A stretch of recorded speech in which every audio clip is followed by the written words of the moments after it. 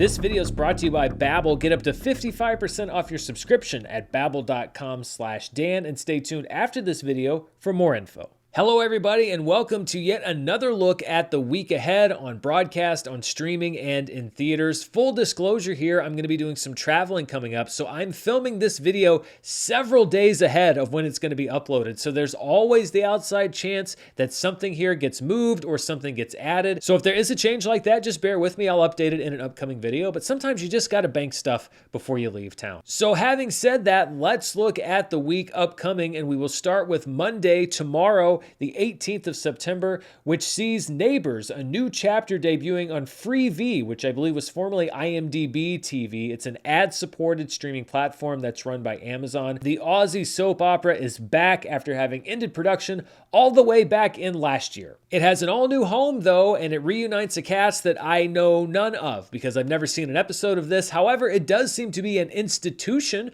for a lot of people, so I'm sure that there are many people that are happy it's back, and I'm happy for them. On Tuesday, September 19th, there are several great options for rent or PVOD. One of my favorite movies this year, Past Lives, will be available for rental this week. You've been able to buy it for a little while now, but you'll now be able to see it for a few dollars less, and I highly recommend it. Slaughterhouse, which I noted in the very first episode of this show, will be available for premium video on demand on Tuesday, as will Golda, starring Helen Mirren as Golda Meir, also available for premium video on demand. And then streaming on Amazon Prime Video is the winner of this year's Sundance Grand Jury Prize, their top prize. It's a movie called 1001 from writer-director A.V. Rockwell, starring Tiana Taylor. This is a very good movie. I saw it back at the beginning of the year, and there's a reason why it won the Grand Jury Prize. If you're looking for solid performances, a very empathetic story of a mother doing her best to do what's best for her son. It takes lots of twists and turns along the way.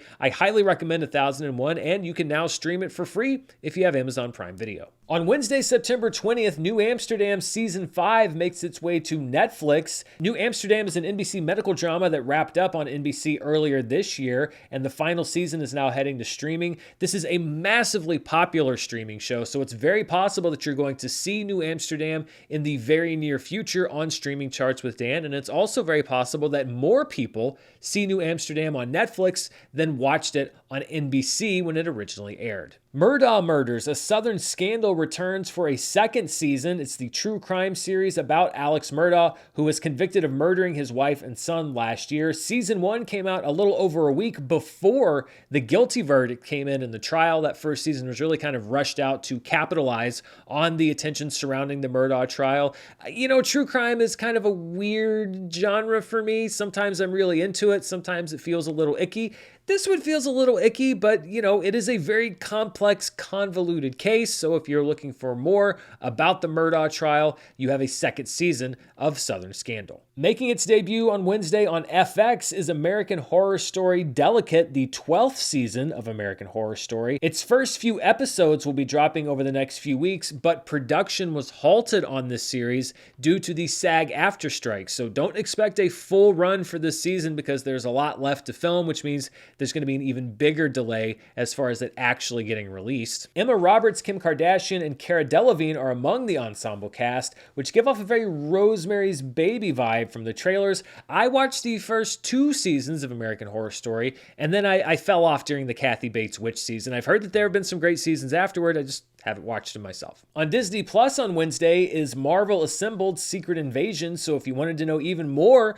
about how they put that show together, such as why did they put the show together that way, then maybe you'll find out on Marvel Assembled. And then Wes Anderson fans, we're eating good this year. The Wonderful Story of Henry Sugar has a limited theatrical debut on Wednesday. This is not a new Wes Anderson film. It is a Wes Anderson short based on a story by Roald Dahl. The cast for this short includes Benedict Cumberbatch, Ben Kingsley, Dev Patel, and Ralph Fiennes. But you won't have to wait long if it's not playing near you because it will also be on Netflix next week, along with 3 other Wes Anderson shorts. They're going to be coming out one a day next week, and we'll talk about all of those shorts on next week's show. This Thursday, September 21st, sees the debut of Kengan Ashura Season 2, the second season of the anime series where corporate maneuvering is settled through gladiatorial combat. Judging by the trailer, it looks like the entire show takes place in this one arena, though I'm sure that's just the trailer. Maybe this is where Elon Musk got the idea to fight Mark Zuckerberg. Maybe he watches Kengan Ashura and will be tuning in for Season 2 on Thursday.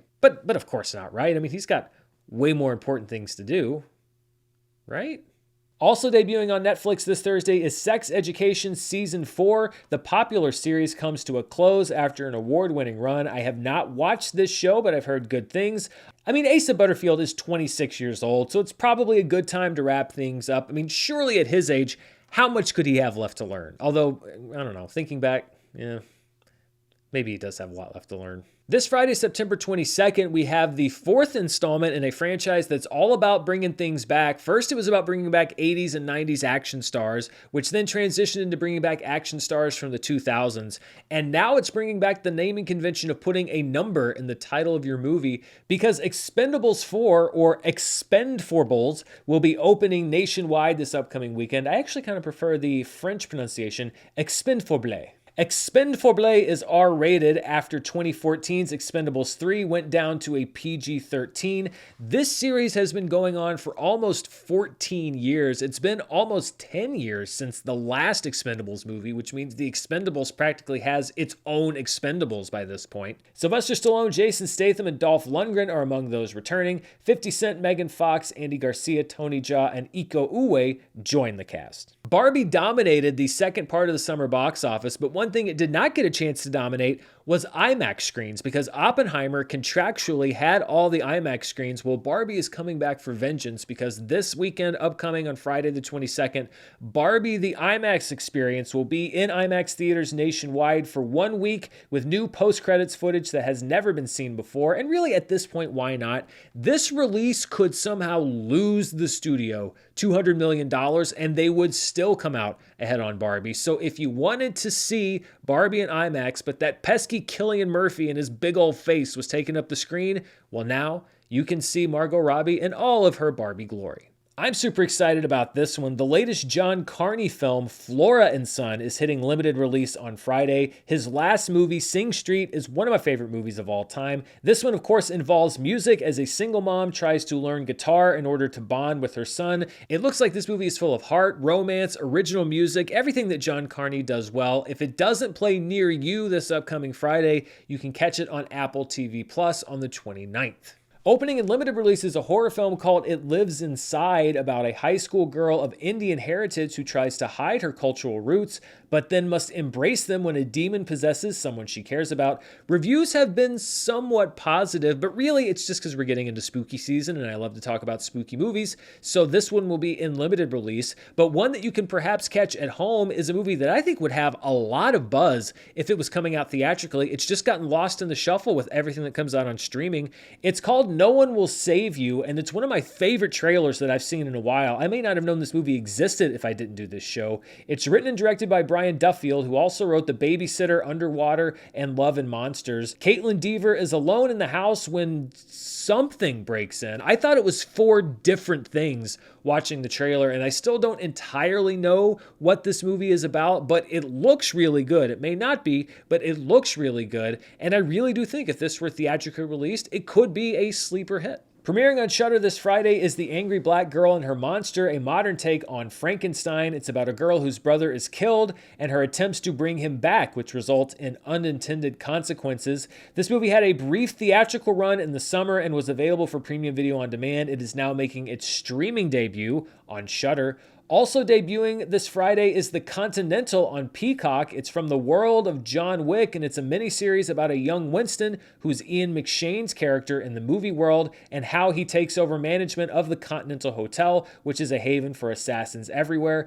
Mel Gibson plays the manager of the Continental, whom Winston has to presumably displace. The John Wickiverse has always had a very deep mythology, so there are a lot of depths to dig down into. I don't know if this is going to be good or not, but it will be a 3-part miniseries over the next couple weeks as we go back to the 70s. The Spy Kids franchise is back with a new cast in Spy Kids Armageddon. Zachary Levi and Gina Torres are the new spy parents who have to train their kids as spies in order to fight reality-invading video game characters. Robert Rodriguez is directing and wrote the screenplay with his son, Racer Max. That's right, the Spy Kids franchise is now old enough that the kids which the franchise movies were originally written to entertain are now writing the Spy Kids movies.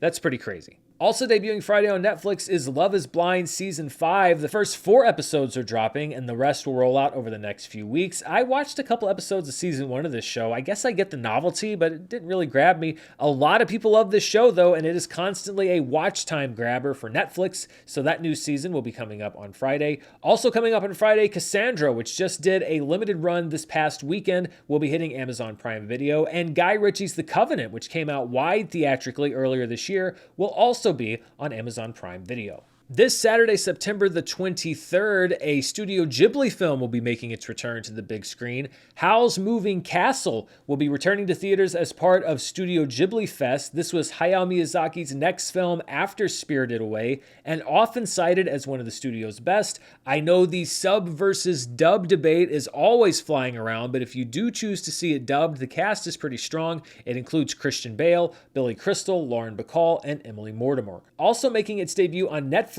is The Machine, from the stand-up comedy routine performed by Bert Kreischer. It didn't make much of an impact at the box office earlier this summer, but because Sony has the deal to distribute their films on Netflix, it will be making its streaming debut this upcoming weekend.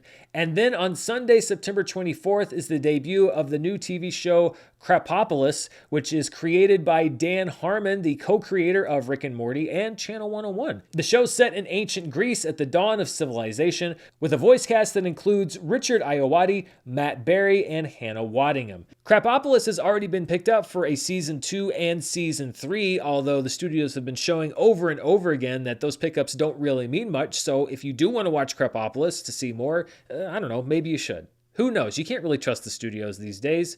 Believe me, we all know. I'm shooting this thing so far out that there really aren't a lot of reviews for most of the things that I've been talking about, so we will skip the Rotten Tomatoes Decoded segment for this week, and instead we will just look at the calendar for the week ahead. This is color-coded, yellow for theatrical, red for streaming, and the sort of bluish-purple color for broadcast. So let's go across the week. First, theatrically, on Wednesday, the 20th of September, The Wonderful World of Henry Sugar will have a limited theatrical release. Then on Friday, the 22nd, Expend4bles / Expend4bles / The Expendables 4 will be in theaters nationwide, along with Barbie, the IMAX experience. Flora and Son will also be playing in limited release, along with It Lives Inside.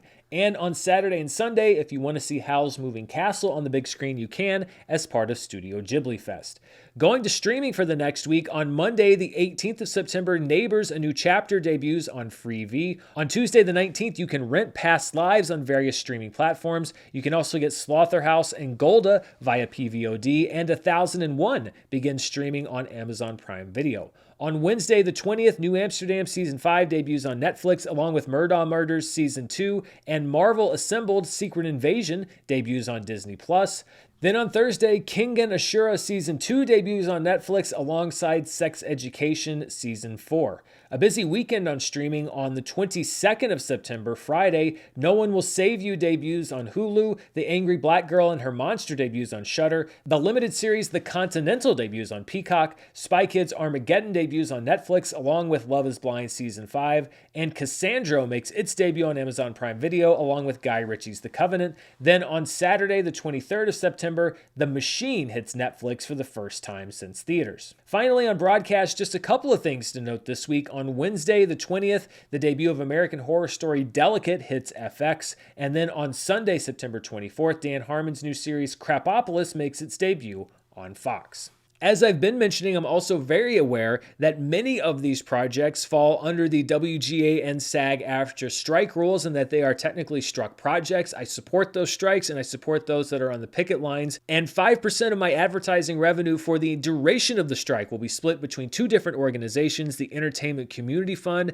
and the Go for PA's Alliance. You can find information about both of those funds in the description below. Thank you so much for watching this preview of the week to come. Before we go, I want to thank the sponsor for this week's video. This episode is brought to you by Babbel. Everyone knows what you call someone who speaks 2 languages, right? Yeah, bilingual. But what about someone who only speaks 1 language? Well, by and large, you'd call that person an American, because only 22% of Americans speak a language other than English at home. But starting this fall, you can start learning a new language and be the exception, not the rule, because with Babbel, you can start speaking a new language in just 3 weeks. Why Babbel? Well, because it works. Babbel's quick 10-minute lessons are designed by over 150 language experts, and Babbel is designed by real people for real conversations.